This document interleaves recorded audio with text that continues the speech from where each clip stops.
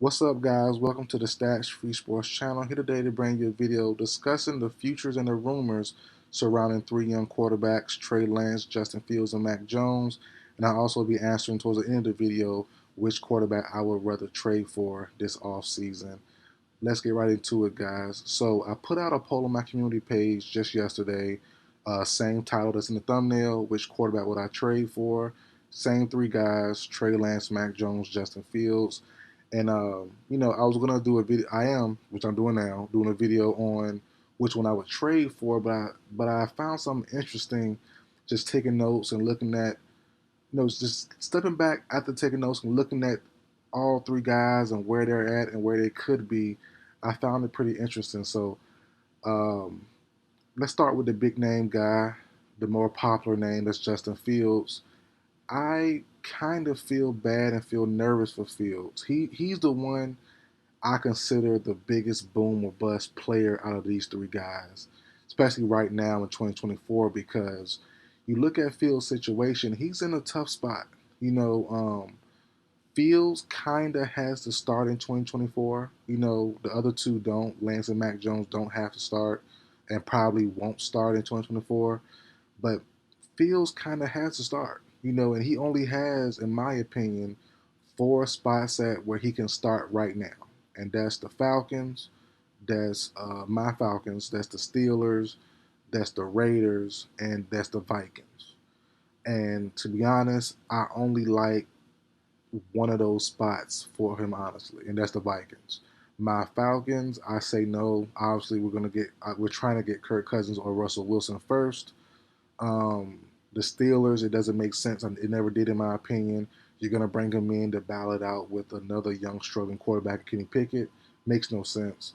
And the Raiders, they already hired Luke Getsy, the OC for the former OC for the Bears this past season, and the rumor is he's been saying that he couldn't use his full playbook because the limitations of Justin Fields as a passer, reading the defenses and stuff like that. So why would he want him back in with him in Vegas? It makes no sense if that's the case. It could be wrong. The rumors could be false and could be spreading bad stuff about it, but that's what's been said as far as the rumor mill goes about Getsy and Fields' relationship.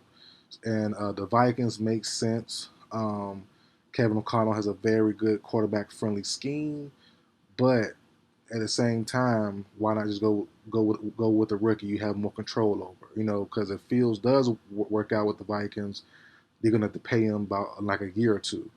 You have Jordan Addison's contract coming up. Well, not soon, but down the line. Hawkinson, you're trying to make the team better overall. You can't do that with having to pay Fields in like another year and a half. So that to me doesn't really make sense. So it's kind of really tough to see him go anywhere else and be a starter, but that could be the best case scenario for him. But how would how would people view that if Fields doesn't start? And that's the thing. Everyone's been saying he's going to be starting in 2024. Just where, but that might not be the case. And how would that look for Fields if he's in Seattle behind Geno, if he's in New York behind Daniel Jones? It's kind of tough. We're looking at the other two guys. You have Trey Lance and Mac Jones, two guys. Well, one who was picked before Justin Fields, that's being Trey Lance. But I personally like where Trey Lance is. He's a guy. He's the most unknown out of the three guys right now. Did lose his job to Brock Purdy. He couldn't beat out a seventh rounder. But that doesn't really mean much to me, honestly. Brock Purdy has been balling, obviously. He's a top 15, top 18 quarterback in today's NFL. He's above average, so I'm not mad at that. Um, but I think Trey Lance, as far as, I don't know, I'm not in the league, but as a fan, just sitting back looking at it, it seems like Lance is still he's in good standing with the league. The league still think he has something there. He's a prospect, so that's good for him. And the rumor is now the Vikings could pursue him, and to me that makes sense. You know, um, he's someone that you don't really know much about yet because the injuries, and then like I said, Brock Purdy kind of ruined his time in San Francisco. But you still have the contract thing with him, just like Fields. But you could maybe offer Lance less because the injuries and all his history I mentioned already. So if Lance does play decent in 2024, you might not have to re-sign him right away. Franchise tag can come and stuff like that down the line. Uh, Rather with Fields, you might have to pay him an extension pretty sooner. Um, then you go to a guy like Mac Jones, who I think is in a tough spot as well, but I think he has more landing spots, more logical landing spots because he doesn't have to be a starter. I really love the fit of Mac Jones behind Stafford with the Rams. I love Mac Jones with the Niners. I love Mac Jones in a lot of places where he can back up, sit back, chill, learn the game, build confidence, and Mac Jones honestly had the best success out of all three guys so far being a Pro Bowler his rookie season. Their rookie year, Mac Jones was a Pro Bowler. He was looking like one of the better ones from this class, and then end up the next 2 years being a disaster with the Patriots, which is crazy. Going from a rookie year Pro Bowler to now you're fighting to be a backup somewhere, and that's the thing that's kind of wild, but that's how the NFL goes. But I think Mac Jones just need a year. He needs a Baker Mayfield type year, to go behind older veteran quarterback and sit behind him like Stafford. He's the perfect guy because Stafford gets banged up. So Stafford gets injured, Stafford get hurt, which he normally does every year. Normally, I wish nothing bad on him, but that's how it normally works with him. He missed a game or two. You bring in Mac Jones to play with Cooper Kupp, to play with Puka Nacua, to play with Tyler Higbee, to play with Kyron Williams. He could look good in that scheme, especially in Sean McVay has a quarterback friendly scheme as well. You put him in that scheme, Mac Jones wins you 2 games and plays well. He could parlay that into a bridge quarterback spot next year, just like Baker. And, well, not next year, but in 2025.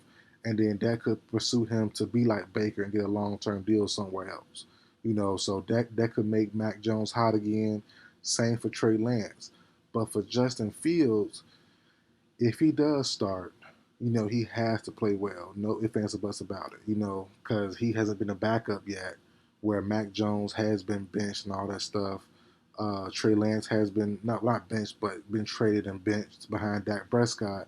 But Fields hasn't really had that yet. So um, and it's also different dynamic because Fields has the most star potential, but with that being the same case, with that being the case, does some teams think Fields can't be a backup?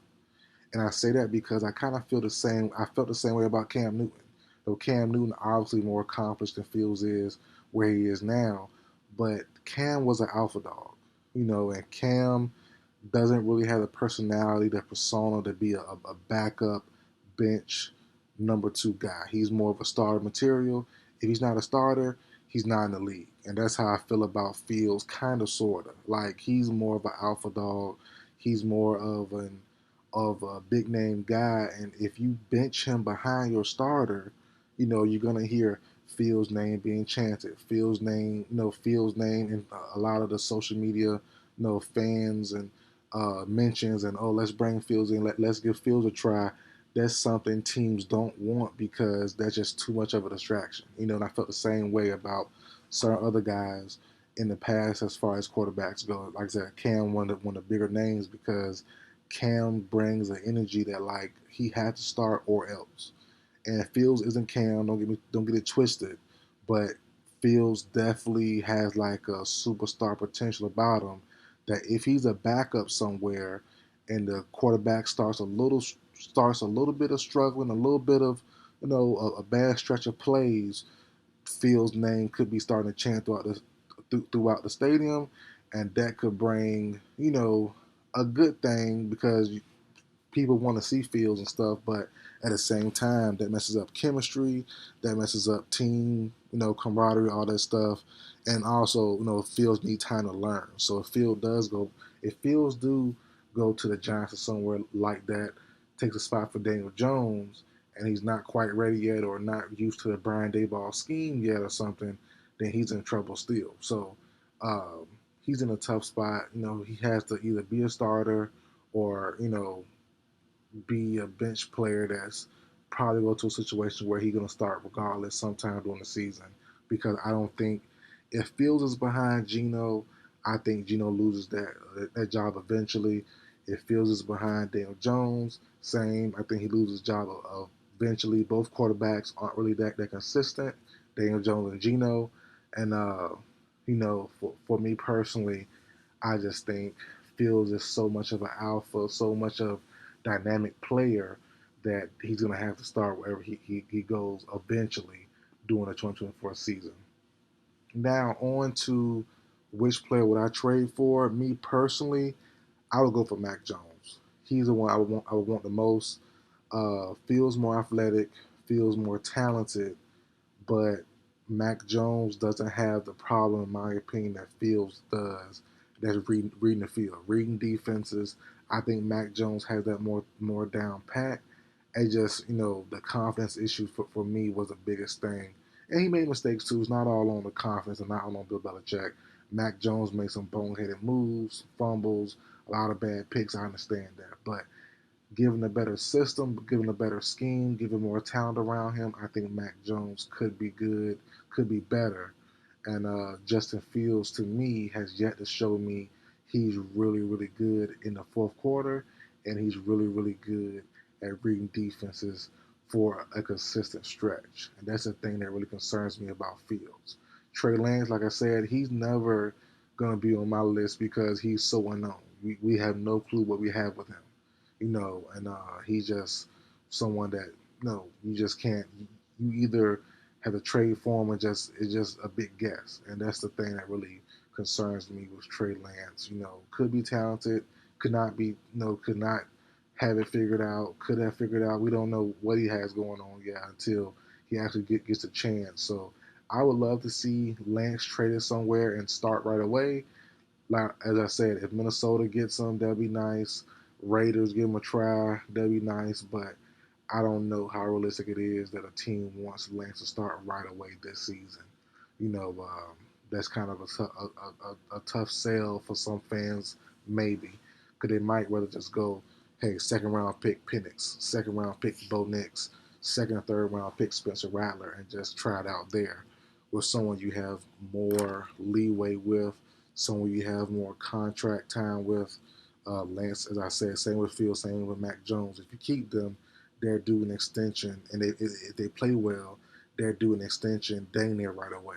Where you go in rookie route, you're gonna have to wait another 3, 4, or 5 years, depending on what round you end up getting them. Um, so yeah, I would go with Mac Jones. I think he's the most overall complete quarterback out of all three.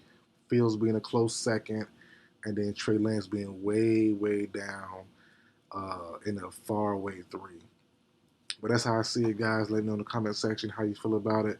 But that's it for the video, guys. Like, share, comment, subscribe. I will see you guys next time.